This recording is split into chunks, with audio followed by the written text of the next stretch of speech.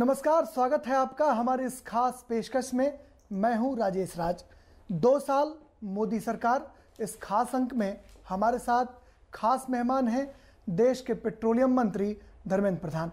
धर्मेंद्र जी, बहुत बहुत स्वागत। नमस्कार। एज ए पेट्रोलियम मिनिस्टर 2 साल में सबसे बड़ी उपलब्धि, 2 उपलब्धि।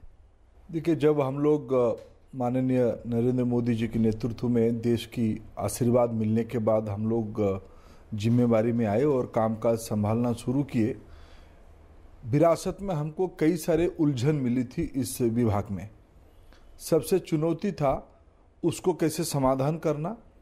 देश की जो बढ़ती हुई आकांक्षा है, जो ऊर्जा की अपेक्षा सामान्य जन के अंदर है, विकास की पहला शर्त ऊर्जा उपलब्धि, उनको एनर्जी मिले, एनर्जी सिक्योर करना, ये चुनौती था।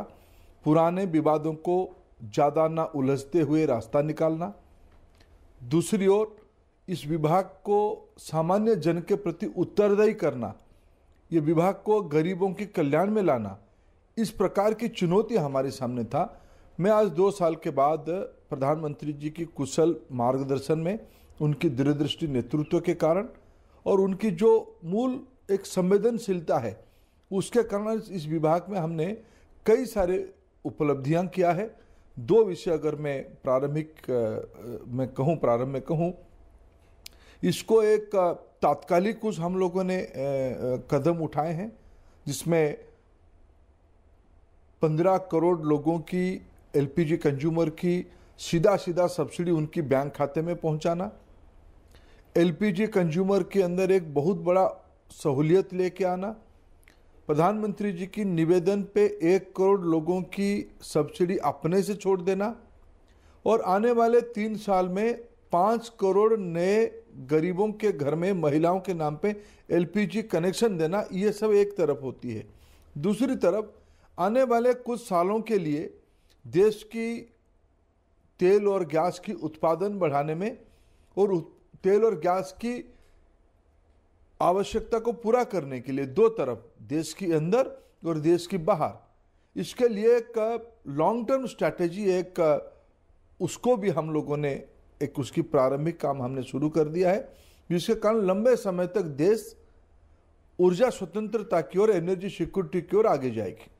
गिव इट अप योजना जो है, प्रधानमंत्री नरेंद्र मोदी ने जब साल भर पहले इसके लिए लोगों से अपील की कि अपनी सब्सिडी लोग छोड़ें, तो आपको ये भरोसा था कि इतने संख्या में, इतने बड़ी तादाद में लोग इस प्रधानमंत्री की अपील को आत्मसात करेंगे और 1 करोड़ लोगों ने सब्सिडी छोड़ने का फैसला किया? आपको भरोसा था? देखो, व्यक्तिगत रूप में मैं आपके सामने मन की बात बताने में, सच बताने में कोई द्विधा नहीं करूंगा कि व्यक्तिगत रूप में मैं भी, जब माननीय प्रधानमंत्री जी ने 27 मार्च 2015 में देश के सामने ये निवेदन किया, ये अपील किया, जो अपने खर्चे से अपनी चूल्हा जला सकते हैं वो सब्सिडी छोड़ दे, स्वेच्छा से सब्सिडी छोड़ दे, तब ये मेरे मन में कल्पना कतई नहीं थी कि ये 1 करोड़ तक पहुंच जाएगी साल भर के अंदर।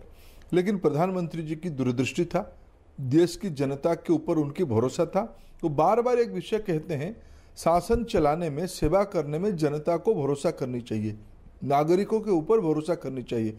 ये दृष्टि उनकी होने के कारण उन्होंने उसी के आधार पे अपील किया और आज हम साल भर के अंदर अगर मुड़ के देखते हैं, 1 करोड़ से ज़्यादा लोगों ने अपनी सब्सिडी स्वेच्छा से छोड़ दिया।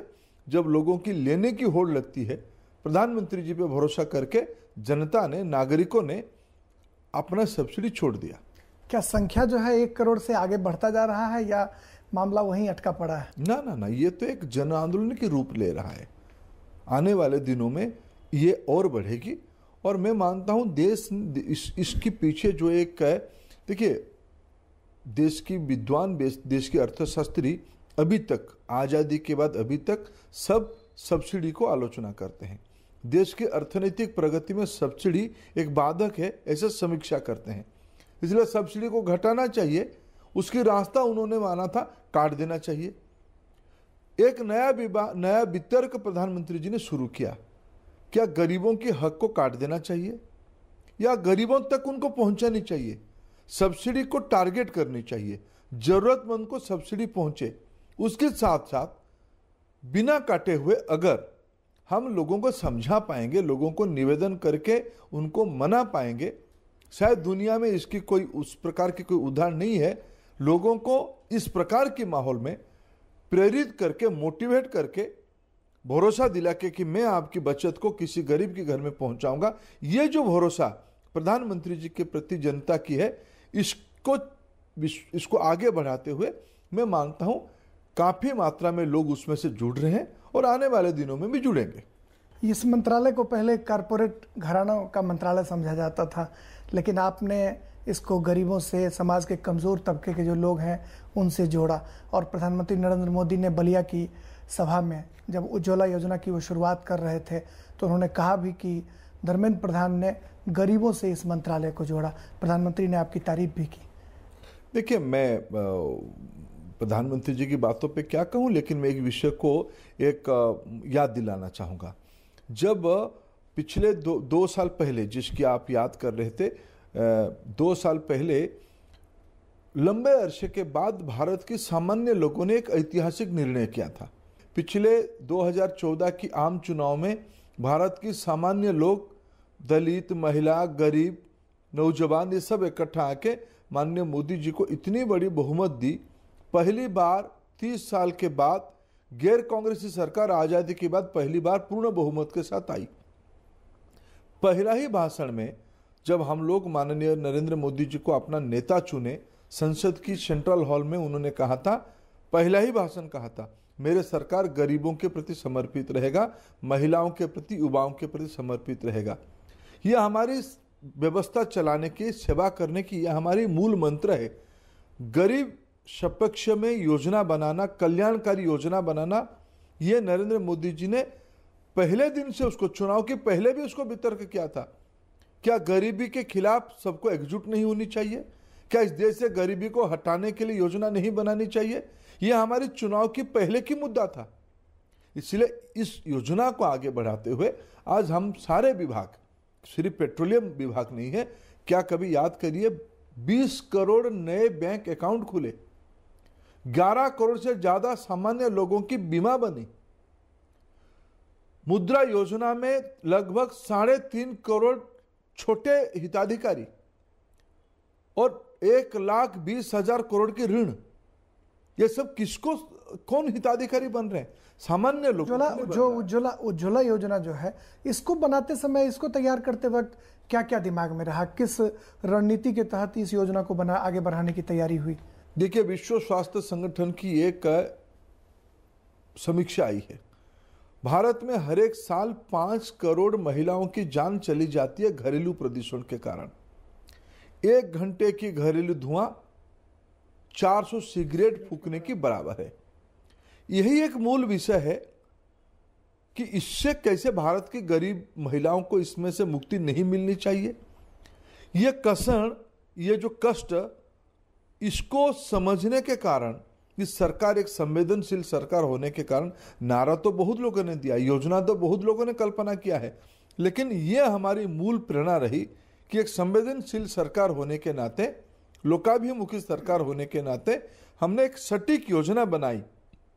पहले से ही बहुत लोग जिम्मेवारी संभाले हैं, लेकिन योजना किसके लिए बनाना, किस आवश्यकता को पूरा करने के लिए बनाना, इसकी अगर स्पष्टता होती, उज्ज्वला जैसी योजना सामने आती है। 5 करोड़ महिलाओं तक योजना पहुंचाने की बात हो रही है। लगता नहीं है कि बहुत चुनौतीपूर्ण काम है?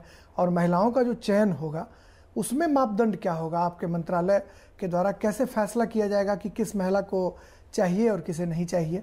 उसका मापदंड क्या होगा? देखिए, चुनौती तो है ही, उसको विभाग ने स्वीकार किया है। जब प्रधानमंत्री जी ने देश को वचन दिया है कि मैंने आने वाले 3 साल में 5 करोड़ गरीब महिलाओं के नाम पे LPG पहुंचाऊंगा, निश्चित रूप में ये एक महत्वपूर्ण जिम्मेवारी हमारे ऊपर है। मूलतः इसको हमने ये ऐसे तय किया है कि जो अभी अभी कई राज्यों की सरकारें और भारत सरकार ने मिलकर तय किया है कि सोशियो इकोनॉमिक कास्ट सेंसस देश में बन चुकी है। प्रधानमंत्री आवास योजना जैसे महत्वाकांक्षी योजना उसी के आधार पर देश में वितरित होगा। हमारे विभाग ने भी SC/CC लिस्ट को, जो राज्य और केंद्र दोनों मिलकर बनाए हैं, उसी को हम आधार मानेंगे। जो लोग उस सूची में होंगे वो आवेदन करेंगे फिर उसके बाद उनके आधार नंबर को जोड़ दिया जाएगा। आधार नहीं होगा तो आधार नंबर नए बनाया जाएगा। जो महिला के नाम पे, जो बहन के नाम पे, जो माता के नाम पे एलपीजी कनेक्शन दिया जाएगा, उसकी बैंक अकाउंट को भी जोड़ दिया जाएगा। नहीं होगा तो उसको बैंक अकाउंट जनधन की माध्यम से खोला जाएगा। और ये पुराने एलपीजी, वो परिवार या वो ग्राहक, कोई हिताधिकारी पुराने एलपीजी के ग्राहक है कि नहीं है, उसको भी हमारी एक निगरानी कर लिया जाएगा। ये 4 पैमाना को पूरा करने के बाद एससीसीसी लिस्ट, आधार की जोड़ना, बैंक अकाउंट को जोड़ना और पुराने ग्राहक है कि नहीं उसकी चेक कर लेना, इसके 4 के बाद वो हिताधिकारी बनता है। इस प्रक्रिया पूरा करने के बाद वो लाभार्थी बनेगा। अब हमें लेना होगा यहाँ एक छोटा सा ब्रेक, लेकिन ब्रेक के बाद भी पेट्रोलियम मंत्री धर्मेंद्र प्रधान से हमारी ये बातचीत जारी रहेगी। Now the national news channel of India, live on your mobile phone. Get the news on the go. Watch top videos, get the latest news and continuous news on your mobile phone. Download DD News app now. Visit the Android Play Store, search for DD News, download the app to your phone. Get the power of information at your fingertips. DD News. Only news, complete news.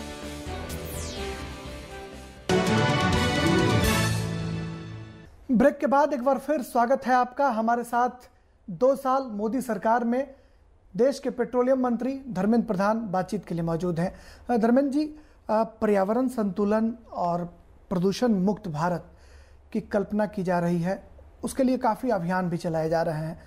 Petroleum मंत्रालय प्रदूषण मुक्त भारत के अभियान में किस तरीके से अपना सहयोग करेगा और क्या इसके लिए योजनाएं बनी हैं अब तक? देखिए, 2-3 में उसकी हमारी विभाग की पहल को मैं उल्लेख करना उचित मानूंगा।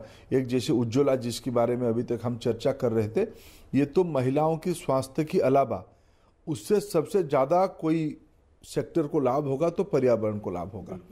अनेकों महिला रोज जंगल जाती है लकड़ी काटने के लिए, अपने घरेलू ईंधन के लिए। ये लकड़ी काटने की मात्रा धीरे धीरे घटनी चाहिए। ये पहल, हमारी उज्ज्वला योजना की पहल, एक उस दिशा में एक कदम है। दूसरी, भारत की बाजार में पेट्रोल और डीजल देने की जिम्मेदारी ऑयल मार्केटिंग कंपनियों के ऊपर है, जिनके पास रिफाइनरी है। जब माननीय प्रधानमंत्री जी ने 2021 में विश्व मानवता के लिए एक जिम्मेदारी ले लिया, भारत बहुत प्रदूषण करने वाले देश नहीं है, उसके बावजूद प्रधानमंत्री जी ने विश्व की स्थिति को ध्यान में रखते हुए अपना जिम्मेदारी लिया कि मैं वचन देता हूं 2030 तक भारत की जो 2005 की बेसलाइन पे प्रदूषण होती है उससे 30 से 35% हम घटाएंगे। हमने योजना बनाना शुरू कर दी है कि 2020 तक भारत की बाजार में BS6 ले आना, जो सबसे एक क्लीन फ्यूल होगा, स्वच्छ ईंधन होगा, जिसमें से प्रदूषण की काफी मात्रा में नियंत्रण किया जा पाएगा। इसको हमने अभी तो हम 2017 तक, अप्रैल तक देश भर में BS4 लागू करेंगे। BS5 को जंप करते हुए हम 2020 तक BS6 लागू करेंगे। दूसरी ओर सरकार आते ही एक योजना हम लोगों ने शुरू कर दिया है। PNG CNG को हम अग्राधिकार दिए हैं। गैस एलोकेशन में PNG CNG को हमने अग्राधिकार दिया है।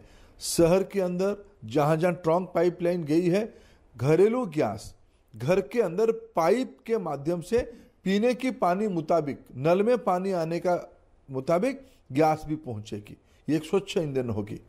दूसरी ओर दिल्ली जैसे शहर, हमने जब दिल्ली के अंदर कई प्रकार के वितर्क चली रहा है और विभिन्न की एक पहल भी हो रही है, सुप्रीम कोर्ट ने उसमें एक अपना टिप्पणी दे रहा है।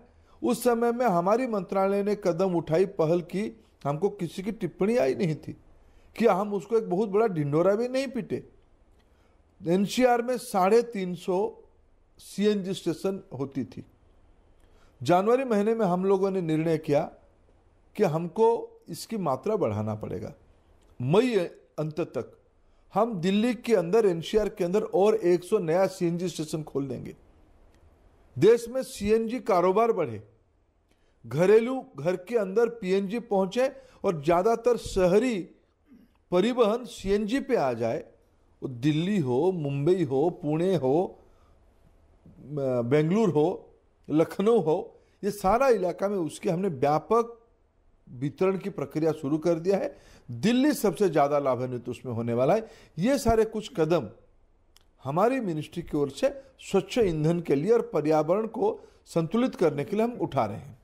आपने कहा कि घर में नल के पानी की तरह गैस आएगा, तो दिल्ली में तो ये व्यवस्था कायम होती जा रही है, लेकिन यह सुविधा छोटे शहरों तक कब पहुंचेगी?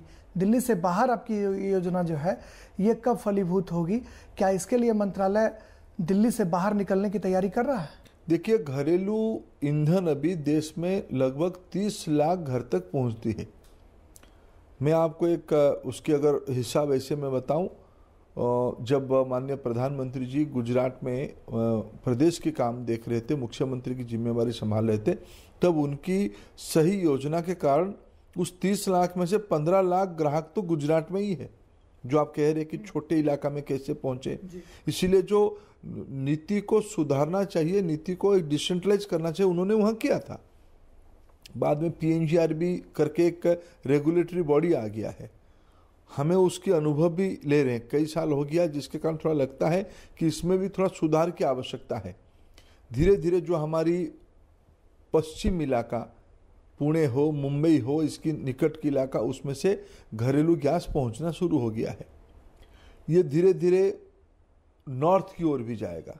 धीरे धीरे हम पूर्व की ओर, ईस्टर्न इंडिया की ओर जा रहे हैं।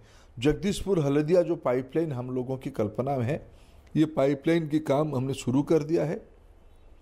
इसके कारण लखनऊ से आगे इलाहाबाद, बनारस, पटना, रांची, भुवनेश्वर, कलकत्ता, ये सब इलाका उसमें से जोड़ा जाएगा।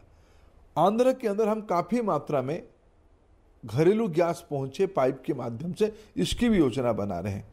इसको एक मिशन मोड पे ले आके आने वाले दिनों में ज़्यादातर घर में पाइप में गैस पहुंचे, इसके हमने काम शुरू किया है। इसमें वक्त कितना लग सकता है?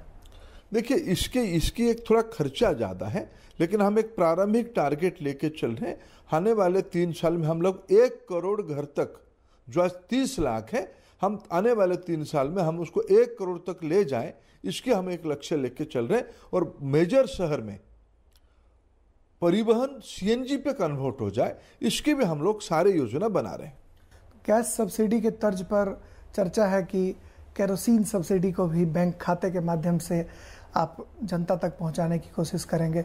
इस योजना को लाने में कितना वक्त लग सकता है? क्या तैयारी है केरोसिन सब्सिडी के क्षेत्र में? देखिए, गैस सब्सिडी और केरोसिन सब्सिडी में एक मौलिक अंतर है। दोनों को हम ये लक्ष्य में हम स्पष्ट हैं, जो जरूरतमंद लोग हैं उन्हीं की तक सब्सिडी पहुंचे। केरोसिन बहुत मात्रा में डाइवर्ट हो जाती है, ग्रे मार्केट को डाइवर्ट हो जाती है। इसमें से प्रदूषण बढ़ती है, राज्यों की अर्थनीति में उसकी नकारात्मक इम्पैक्ट आता है, क्योंकि जो केरोसिन कालाबाजारी में चला जाता है वो पेट्रोल और डीजल की बिक्री को घटाती है। हमने इसलिए योजना बनाई, राज्यों के साथ चर्चा किया है। एलपीजी में क्या था कि सूची वितरक के पास था, वो भारत सरकार की और कंपनियों के नियंत्रण में थी। यहाँ की जो लाभार्थी होना है, ये राज्य सरकार के साथ हम उसको मिलकर तय करना पड़ेगा। हमने कई राज्यों से बातचीत किया है, लगभग राज्यों ने उसकी इस विषय में हमारी साथ दिया है। हरियाणा, मध्य प्रदेश, गुजरात, कर्नाटका, हिमाचल प्रदेश,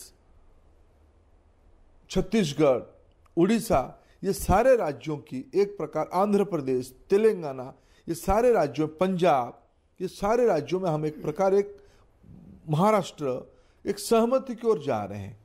धीरे धीरे इसी वित्त वर्ष में हम एक अच्छी खासी मात्रा में, क्योंकि उसमें से राज्य की सहयोग की आवश्यकता है, खाद्य मंत्रालय की ओर से सारे हिताधिकारियों का पंजीकरण किया जा रहा है, डिजिटलाइजेशन किया जा रहा है, उनकी रिकॉर्ड को दोबारा बढ़िया से बनाया जा रहा है, आधार जोड़ा जा रहा है। उसमें से हम हिताधिकारी को टारगेट करके उनकी बैंक खाता तक पहुंचाने की गेटवे कई राज्यों में पायलट बेसिस में हमने इसी साल में एक सब्सटेंशियल नंबर तक पहुंच जाएंगे। वित्त विभाग ने उनको एक नया फॉर्मूला दिया है, जो बचत होगी उस बचत की बड़ी भारी मात्रा हम राज्यों के पास छोड़ आएंगे। इस सब्सिडी में जो बचत होगी टारगेटेड करने में, उसको हम राज्यों के पास छोड़ आएंगे। मैं उसकी कितने इलाका में पहुंचेंगे, कितने जिले में पहुंचेंगे, इस चुनौती को स्वीकार करते हुए हम उसको इसी आर्थिक वर्ष में लागू कर देंगे, एक अच्छी खासी मात्रा में लागू कर देंगे, ये हम आशावादी हैं। धर्मेंद्र जी, अंतर्राष्ट्रीय बाजार में तेल की कीमतें तय होती हैं, ऐसा कहा जाता है। अंतर्राष्ट्रीय बाजार में तेल की कीमतों में कई बार गिरावट आई, खासकर आपके मंत्री बनने के बाद, और उसका लाभ भारत को मिला। लेकिन विपक्ष का आरोप है कि जितना लाभ मिलना चाहिए था उतना लाभ नहीं मिला। अगर मंत्रालय चाहता तो भारतीय उपभोक्ताओं को कुछ और लाभ दिया जा सकता है, क्या वजह रही? ये बात सही आपने कहा कि अंतर्राष्ट्रीय बाजार की मानक में हम लोग अपने देश की तेल की मूल्य को निर्धारित करते हैं। अभी तो पिछले महीने भर में ये बढ़ना शुरू किया है, बीच में घटा था, अच्छी खासी घटा था, ये बढ़ना, और हमने जानबूझ के भारत की व्यवसाय को बढ़ाने के लिए अंततोगत्वा ग्राहक बाजार की ऊपर नीचे दोनों भाव के साथ जुड़े रहे। इसको हमने डीजल को भी, पेट्रोल को भी डीरेगुलेट पहले से था, डीजल को भी डीरेगुलेट कर दिया, बाजार के हवाले में कर दिया। पिछले 2014 जुलाई के आगे अंतर्राष्ट्रीय बाजार में कच्चे तेल की दाम घटी और प्रोडक्ट की दाम पे, पेट्रोल डीजल की दाम पे अंतर्राष्ट्रीय बाजार में घटा और बढ़ा भी है, अभी तो बढ़ना शुरू किया है। ये बात सही है। पिछले 1.5 साल में जो बचत हुई उसमें हमने 50% पहले हम ग्राहकों को पहुंचाए, इसीलिए आज इन्फ्लेशन, मुद्रास्फीति नियंत्रण में है। ये बात सही है, 50% हमने बचा के संचय करके रखा। मैं आपको अवगत करवाना चाहूँगा कि 14वीं वित्त आयोग के 14 फाइनेंस कमीशन की जो सुझाव था उसको केंद्र सरकार ने लागू किया है, जिसके तहत 42% केंद्रीय रेवेन्यू, केंद्रीय शुल्क जो आदाय होगा हमको राज्यों तक पहुंचाना पड़ेगा। हमारी जो 50% की बचत हुई उसके 42% हमने राज्यों को लौटाया। दूसरी जो पैसा बची, जो बाकी हिस्से की पैसा बची, उसमें हमने आज भारत की जो बुनियादी आवश्यकता है, अच्छे सड़क बननी चाहिए, किसानों को सिंचाई मिलनी चाहिए, पीने की पानी मिलनी चाहिए, फसल बीमा होनी चाहिए, उज्ज्वला जैसे कल्याणकारी योजना होनी चाहिए, जन औषधि जैसे कल्याणकारी योजना होनी चाहिए। आज हम केंद्र सरकार की ओर से जिला चिकित्सालय तक डायलिसिस की बात कर रहे हैं, उसके लिए आर्थिक प्रबंधन चाहिए। आखिर एक कल्याणकारी राज्य में राज्य सरकार हो या भारत सरकार हो, इनकी जवाबदेही रहती है प्रजा की और सामान्य लोगों के कल्याण के लिए। इसके लिए आर्थिक आवश्यकता भी पड़ती है। हमने बचा के बाकी इधर उधर खर्चा नहीं किया। सामान्य लोगों की जिंदगी में फर्क आए, उनके लिए बुनियादी ढांचा मजबूत हो, उसमें हमने खर्चा किया है। मंत्री बनने के बाद आप गाड़ी, मंत्रालय की जो गाड़ी है उसको पटरी पर लाने के लिए लगातार विदेशों की भागदौड़ करते रहे। कई ऐसी परियोजनाएं थी जिस पर पिछली बार भी चर्चा हुई, जिसमें भारत, ईरान, तुर्कमेनिस्तान, पाकिस्तान की जो गैस पाइपलाइन या तेल पाइपलाइन की बात आपने की थी, उसकी क्या प्रगति है और उससे भारत को फायदा क्या होगा? देखिए, हमने जो हमारी ज़्यादातर तेल हम खाड़ी की देशों से लेके आते हैं, पड़ोस की हो, सऊदी अरब हो, यूएई हो, इराक हो, ईरान हो, कुवैत हो, कतार हो, वहीं से लेके आते हैं। आज इस सारे इलाका में एक नई प्रकार के संबंध भारत के साथ बनते दिख रहा है। इसके लिए एक प्रमुख कारण है माननीय प्रधानमंत्री जी की नेतृत्व, उनकी विश्वसनीयता, उनके प्रति वहाँ की नेतृत्व की भरोसा। इसीलिए हमारी कई सारे नए पैमाना, संपर्क के नए पैमाना खड़े हो रहा है और आने वाले दिनों में ईरान से हो, सऊदी अरब से हो, यूएई से हो, कतार से हो या कुवैत जैसे देश से हो या ओमान जैसे देश हो, उनमें से हमारी संपर्क बढ़ेगा। इतना ही नहीं, Turkmenistan, Kazakhstan, Russia, Latin America के कई देश समूह, भारत अपनी आवश्यकता को पूरा करने के लिए विश्व के कई सारे देशों के साथ संबंध ठीक कर रहा है, संबंधों को बढ़ा रहा है और हमको अच्छे रेट में, अच्छे टर्म में तेल मिलना शुरू किया है। उसमें भारत की बुनियादी व्यवस्था में बहुत सारे बचत भी होगी, बहुत सारे नए, हमारी एनर्जी सिक्योरिटी एक नई दिशा की ओर जा रही है। आप बिहार से राज्यसभा के सांसद हैं, बिहार कोटे से मंत्री हैं। बरौनी रिफाइनरी जिसके गोल्डन जुबली समारोह में आप गए थे, आपने उत्पादन क्षमता बढ़ाने का ऐलान किया, पेट्रोकेमिकल्स लगाने की बात हुई, उस दिशा में अब तक कितनी प्रगति हो पाई है? देखिए, हमने जब कहा कि BS6 की हम कल्पना कर रहे हैं, रिफाइनरी के अपग्रेडेशन, रिफाइनरी के एक्सपेंशन के साथ तो होती है। बरौनी की सारे योजना उस दिशा में बन चुकी है। बिहार में उद्योग नहीं है। बरौनी कभी श्री बाबू के समय में उद्योग की केंद्र की कल्पना की गई थी, कुछ बने भी थे, लेकिन बाद में बिहार की जैसे हालत हुई उसमें से एक का ठहराव आया। पेट्रोकेमिकल की सारा योजना क्या क्या, उसमें से हम बिहार की बाजार को और पूर्वी भारत की बाजार में पेट्रोकेमिकल की कौन कौन सी आइटम हम ले आने में वहाँ उत्पादन बढ़ेगी, इसकी भी योजना हम बना चुके हैं। उसके अलावा हमारे विभाग से जो गैस पाइपलाइन की योजना शुरू हुई है, ये बरौनी तक 2 साल के अंदर पहुंचेगी, जिसके कारण अभी सरकार ने तय किया है बरौनी खाद कारखाने को इंडियन ऑयल कॉरपोरेशन की सहायता से, IOC की सहायता से उसको हम बनाएंगे। 3 खाद कारखाना भारत की पूर्व भारत में जो है, गोरखपुर, बरौनी और सिंधरी, तीनों को भारत सरकार की 3 मिनिस्ट्री की कुछ पब्लिक सेक्टर यूनिट की मदद से अप्रूवल में मिला है उसको हम योजना बनाए हैं। उसी के अंदर बरौनी रिफाइनरी, बरौनी की पेट्रोकेमिकल कॉम्प्लेक्स और बरौनी की खाद कारखाना, ये तीनों को हम अगर एक बिहार की उद्योगीकरण में एक महत्वपूर्ण कदम मानते हैं, उसमें से वहाँ की रोजगार, वहाँ की अर्थनीतिक वातावरण, उद्यमियों को बहुत बड़ा अच्छा मौका मिलेगा। अब आखिरी सवाल, पेट्रोलियम मंत्री के निजी जीवन से जुड़े हुए, आप संगठन करता रहे, कई राज्यों के सफल प्रभारी रहे, 3 राष्ट्रीय अध्यक्षों की कैबिनेट में आप महासचिव रहे, एक संगठनकर्ता, एक लीडर और अब भारत सरकार के मंत्री, इन दोनों के बीच किस तरीके से सामंजस्य आप बिठा पाते हैं? और दोनों जो काम है उसमें सबसे ज़्यादा चुनौती किस में है और सबसे ज़्यादा एंजॉय आप किसको करते हैं? देखिए, काम होती है, मैं बहुत उसमें चुनौती और मन लगा के हम लोग काम करते हैं, और एंजॉय, चुनौती, ये सारा विषय बहुत कुछ मायने नहीं रखता है। मेहनत करते हैं और ईश्वर की कृपा है, और मैं मानता हूँ हम कोशिश करते हैं, हम कितना अच्छा करें ना करें, कोई गलती ना हो जाए, और हम समाज की को अत्यंत निष्ठा के साथ हम समाज के काम पे जुड़े रहें, यही प्रभु के पास हम प्रार्थना करते हैं, उसी काम पे जुटे रहते हैं। चलिए, बातचीत के लिए बहुत बहुत शुक्रिया। Thank you. देश के पेट्रोलियम मंत्री, जिनका साफ तौर पे कहना है कि संगठन हो या फिर मंत्री पद की जिम्मेदारी, हम तो काम मन लगाकर करते हैं और देश के लिए करते हैं। दोस्तों, इस कार्यक्रम में बस इतना ही। मुझे और मेरी पूरी टीम को दीजिए इजाजत। नमस्कार।